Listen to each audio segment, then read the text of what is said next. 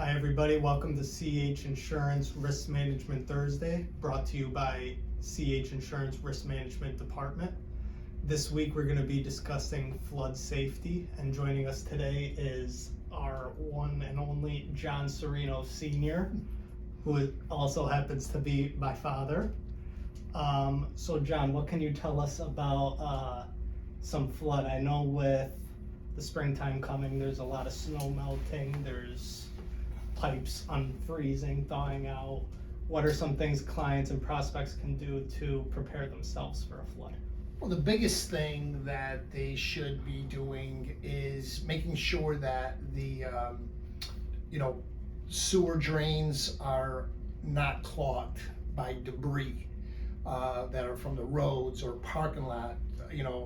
Could be tree limbs, could be leaves, dead leaves from the past fall that maybe were never cleaned up. That could clog up sewer drains and lead to some flood issues.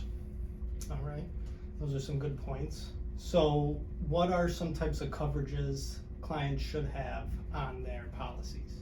So a very big coverage is the backup of sewers and drains. Okay, that is a coverage that you certainly should not leave off of your policy, and that there's a lot of different factors that qualify as backup of sewers and drains, but just make sure that that coverage is clearly stated with a limit, depending on if have a package or if you have a business owner's policy.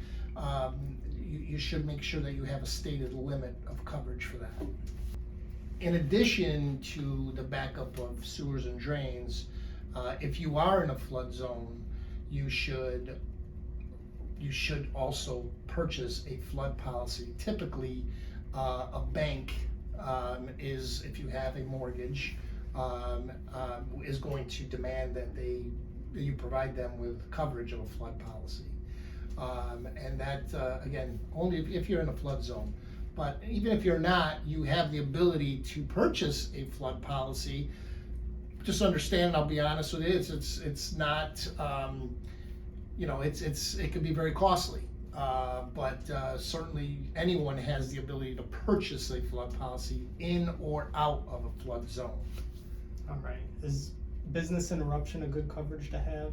Or 100%, 100% in case of a flood, and you're going to be out of your office space where you're doing business. You want to make sure that if you have to stop operation, you want to make sure that you have payroll to pay for your employees to keep them on payroll.